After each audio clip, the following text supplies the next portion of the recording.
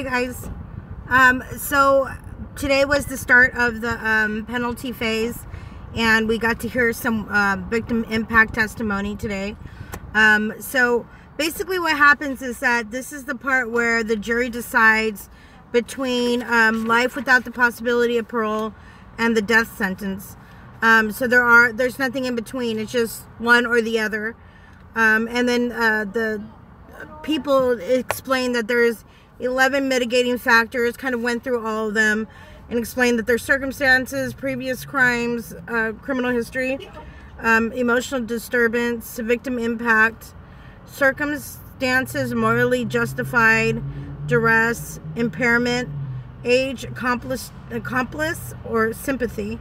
And so basically the people said that they were going to stick mostly to the circumstances, mainly on the severity and the severity of the injuries. He was beaten and tortured, so they're going to stick to that. And also on the victim impact, how Gabriel's death affected each person. So what they did is they kind of explained how this whole process was going to work, and then they said, we don't want you to add. It's not like they're not compounded, but it's like each mitigating factor, you have to weigh them all in regards to everything else you're going to hear. So whatever the defense presents, those mitigating factors are, they're weighing them against whatever the defense presents. So they get to hear all these, things first, whatever the prosecution shows up. So the defense comes out and he says that the jury has to distinguish what's the just and right punishment for both the crime and the person. So again, it's those mitigating factors against the person. So whatever, it's right. It's whatever's just and appropriate. The law doesn't require a death sentence. The law requires you to consider the person along with the crime, take all the other mitigating factors into account. And he just kind of warned them that the people were going to show give heartwarming testimony, but that mitigating evidence would prove to reject the death penalty. So one of the first people that went on the stand today was Emily, who, as you know, is the other admin of Gabriel's Justice, and she is a cousin of Gabriel. And basically what happened is that they just asked her if Gabriel was a happy boy, and just kind of described his character, and she said yes, he was happy, that when she saw him he was usually happy. She saw a lot of love, that he was a very kind and sweet boy, and that she first discovered that they were related because of a last name or something like that, and something that has to do with a elementary school I guess he had gone to, and there was just some kind of connection, so they figured out that they were related. And then she saw him at birthday parties and stuff like that. So she took a lot of photos. Additionally, so Emily took a lot of photos because she's related to him. So people, when you take the photos from our page, remember that you're taking her photos. So just be careful with that, because she doesn't, it's not, that's a personal thing. We're sharing them with you guys, but they're her photos. You take her photos and then you start using them as your own. Just check with her first, check with us first. We're not that hard on things. We just ask that you be respectful. This isn't, a time for you guys to start, I'm sorry, not you guys, but anybody to start banking on Gabriel. That's done. He's had enough of that in his life. In post-mortem, we're not doing that. So just let's not mess with his photos, please. So the next person that was up is paramedic Fox.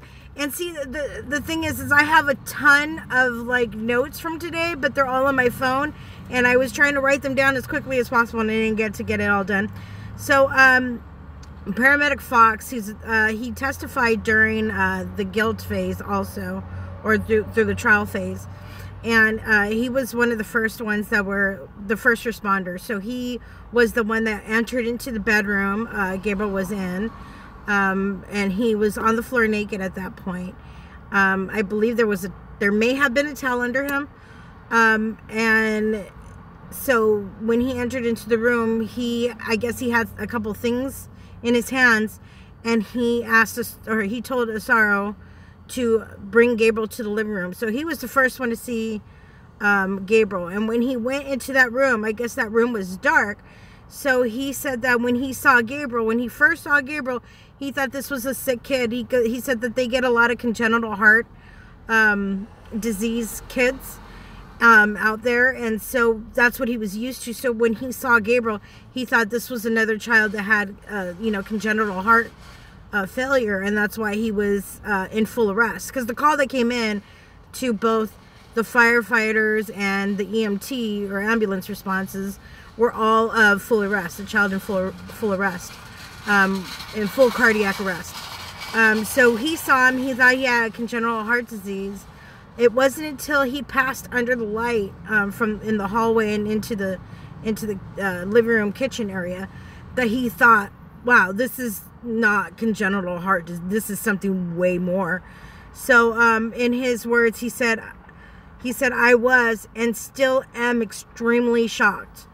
And he had mentioned that, I think as soon as they got done with their night, they all returned to the station, because he's a firefighter, and they all returned to the station, and everybody was kind of just, I guess, downloading and trying to like figure it out, because everybody was really just shocked. Like, it was one of the things that, in his words, still have not forgotten. I've learned to live with it, but can almost guarantee I'll never forget. Wow. I can't imagine what these guys have gone through since, because he did say it was one of the worst episodes he'd ever seen. And these guys are professionals. They go on to scenes, and they're used to seeing some stuff that me and you probably couldn't deal with on a day-to-day basis. I'll get back to you on that, Wishy. But yeah, so you gotta imagine that this was shocking to them. Firefighter Metro. Now, he had a very interesting take on everything, because apparently what he did is, as soon as he got a chance, he started taking his own notes, just for himself. I think it was more like a coping mechanism, but he started taking notes.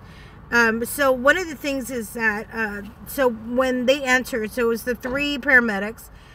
Fox was the first one, and then it was I believe Cermak and Metro that came in after Fox. And as they're working, Fox is the one at this point who was the guy who was doing the report. So as Gabriel's on the floor and they're assessing, all the injuries, they're yelling out the injuries so that Fox can take it down in his little, I don't know if you've seen them, but they're like little computers that they keep with them, and they just start writing them up. So he's, notating them. And as they're calling out the each injury, both Sorrow and Pearl are getting angry. And then they're saying, oh, he did that to himself. Like, every injury, they're being combative. One said that they started cussing at him. That they're just being argumentative, saying, don't say that, don't say that.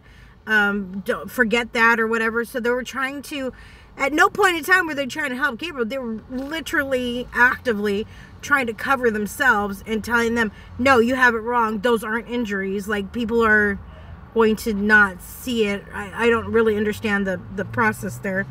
But so what Metro said is that when he entered, he saw Sorrow coming out of the room, and he was carrying Gabriel. But he wasn't carrying Gabriel like, like me and you, we would carry our kids like close and kind of like cradle, right? He said that he was carrying him out like this. And specifically, he said that he was carrying him like he was something dirty, and that he didn't want him near his body. So he was carrying him like away in a very, like disregarding way. He said it didn't seem like he was caring.